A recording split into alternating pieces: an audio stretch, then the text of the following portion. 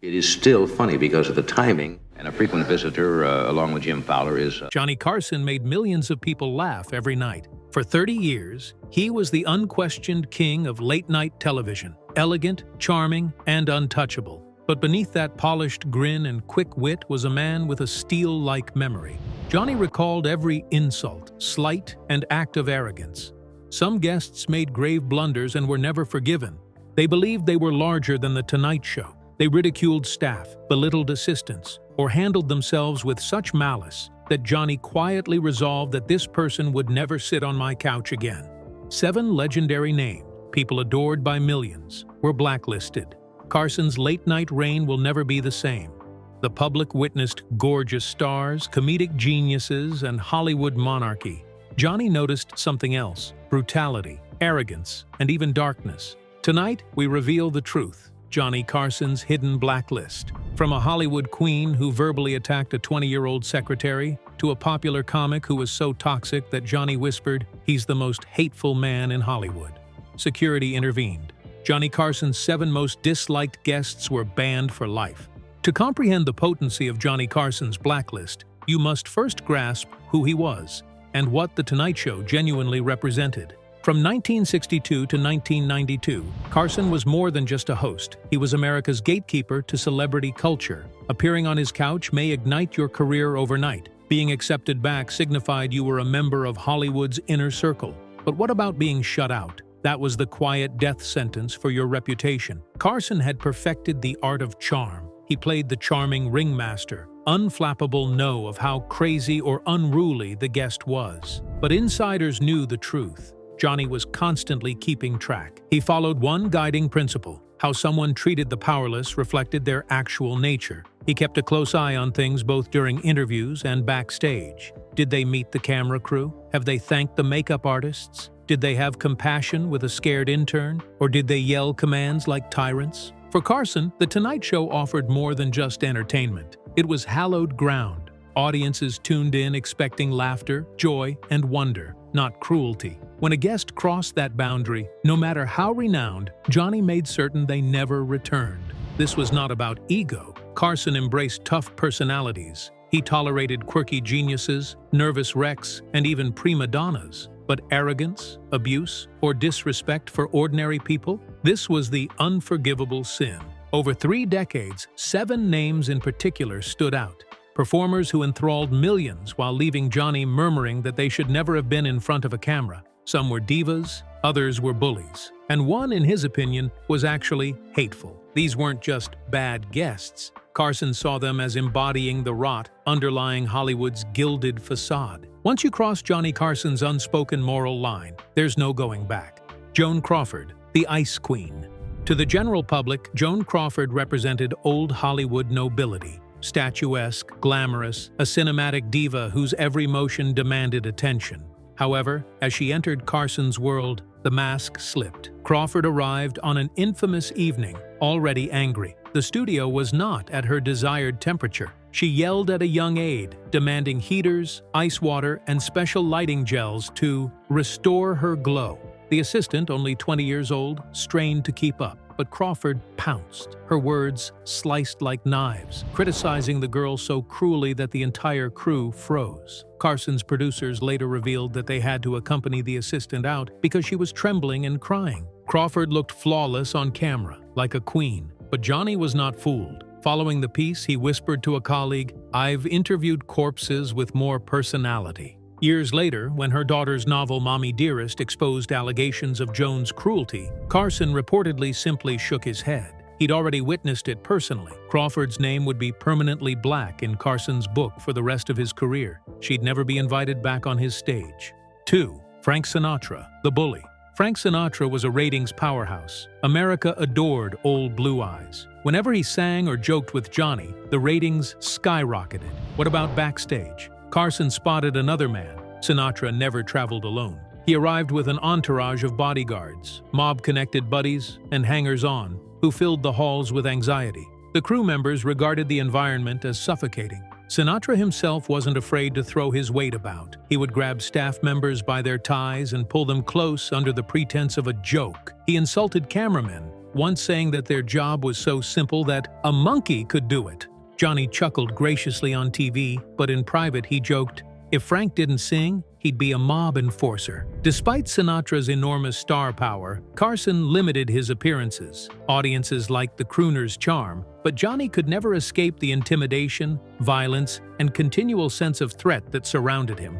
Behind the silky speech and fine tuxedo, Johnny noticed a bully. 3. Orson Welles, the Overlord. Orson Welles was a genius. The director of Citizen Kane is regarded as one of the finest filmmakers in history. On stage, he was fascinating. A booming raconteur who captivated audiences with stories about Shakespeare, politics, and art. But Welles regarded The Tonight Show as his personal empire. He ignored prep notes, refused to adhere to time constraints, and hijacked interviews. A 7-minute spot turned into 25 as he screamed instructions to cameramen in the middle of the piece. He once ordered a floor manager to pan wider while Johnny sat helplessly at his desk. Carson smiled through it, but later told a friend, "That guy thinks he's still running Rome." Johnny valued discipline and respect more than genius. Wells's inflated ego, his idea that he was superior to everyone else, was intolerable. Following many hijacked performances, Carson discreetly decided that Orson Welles would never return to his stage. The crowd witnessed a great intellect. Johnny witnessed a tyrant. Johnny witnessed a tyrant. Guest 4.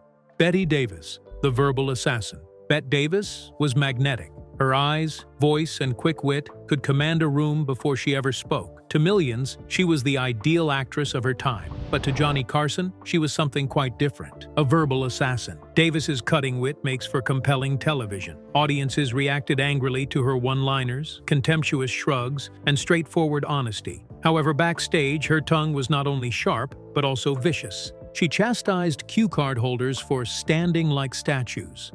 She criticized younger actresses waiting uncomfortably in the wings, calling them children playing dress-up. She wanted whiskey before cosmetics, stating she couldn't be herself without it. The turning moment occurred with one tape. A fresh-faced actress was on the couch, anxiously telling her debut story. Davis interrupted her mid-sentence. "Why are we listening to this child?" The audience laughed. Carson did not. He moved forward and, in a rare display of grit on camera, informed Davis, "On this show, we speak with respect, or we don't speak at all." The tension was palpable. Davis finished her segment, but that was it. Johnny's decision was final. Life's too short to be flogged by Bette Davis. Guest 5. Mickey Rooney, the troublemaker. Mickey Rooney was America's sweetheart, the boy wonder of Hollywood, a child star whose pictures defined an era. He arrived at Carson's couch carrying not only nostalgia, but also decades of baggage. Rooney was unpredictable. Sometimes he was brilliant, giving amusing old Hollywood stories. Sometimes he was incoherent, intoxicated, or, worse, inappropriate. Crew members feared his visits because they never knew which version of Rooney they would get.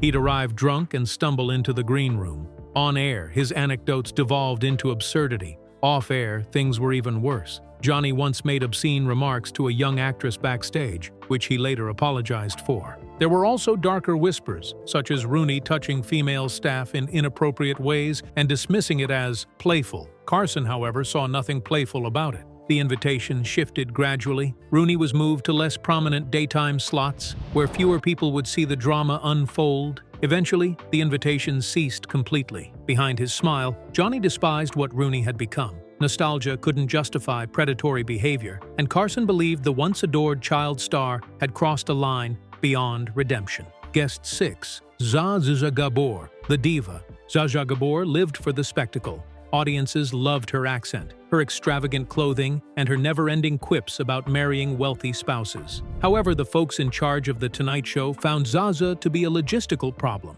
Her list of requests was ludicrous. Her dressing room had to be filled with fresh flowers that she had arranged herself. A lighting technician had to be hired especially to showcase her good side. Her foundation had to be custom mixed on the fly. One night, she delayed a tape by 45 minutes because her tea wasn't hot enough, or as she put it, continental enough. The audience waited, the crew sweated, and Johnny fumed quietly behind his smile. Carson taunted her on air, but in private he admitted, "I'd rather interview a cat." Gabor wasn't as nasty as others. However, her diva antics depleted the crew, disturbed schedules, and threw a well-oiled machine into disarray. Carson, who prized professionalism above all else, found it too much. Johnny eventually made the call. Regardless of the ratings, Zsa Zsa Gabor would never again transform his show into her personal salon. Guest 7. Jerry Lewis, the hateful comedian. To Americans, Jerry Lewis was a clown with a golden heart. His slapstick comedy helped define an era, and his charity telethons collected millions for muscular dystrophy research. On screen, he was the goofy genius who exuded kindness. But Johnny Carson noticed the mask slip, and what was beyond it was darker than anyone wanted to accept. Lewis didn't play around backstage. He was cruel. He constantly demeaned staff, labeling them idiots when they stumbled. He once chastised a cameraman for breathing too loud, sending him leave embarrassed. Even Carson was not safe. During one taping, Lewis reached across the desk and fixed Johnny's tie, a power move intended to degrade. The audience laughed uncomfortably. Carson grinned, but as the cameras stopped shooting, his verdict was clear. In a town full of phonies, he stands out as truly hateful. Lewis's arrogance was not theatrical, it was personal. He didn't simply act superior, he embodied it. Carson felt there was no place on his platform for that kind of venom. The ban was permanent. Behind the laughing, Jerry Lewis showed himself as a man Carson felt to be fundamentally cruel. And unlike the pratfalls and quips, that was not hilarious. Johnny Carson's blacklist was not about ego. It wasn't about preserving his celebrity or defending his pride. He didn't mind sharing the stage with quirky geniuses, neurotic wrecks, or even stars who insulted him in good fun. He couldn't and wouldn't tolerate brutality. Carson's dividing line was always character. Nervousness can be excused, eccentricity can be tolerated. Even arrogance can be overlooked when combined with talent.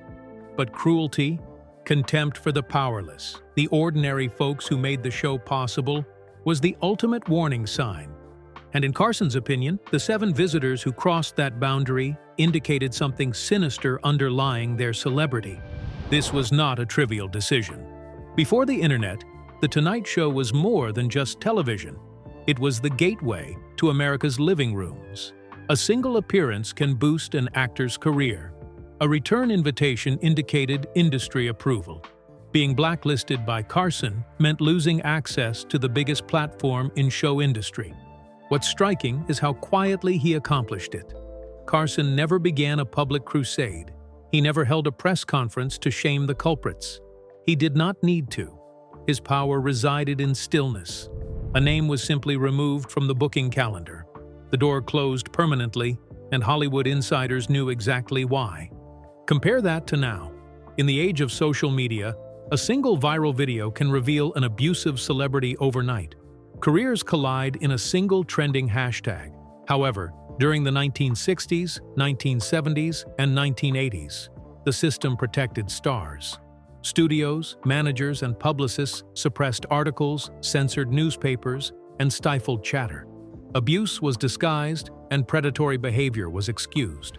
Johnny's secret blacklist was one of the few safeguards in that system. He couldn't prohibit a celebrity from creating movies or selling records, but he could refuse them America's most watched show. And he utilized that power sparingly but decisively. The so-called golden age of Hollywood was not golden at all. Beneath the gowns, tuxedos, and cheers, it was frequently toxic. Stars who were untouchable in public may become tyrants in private.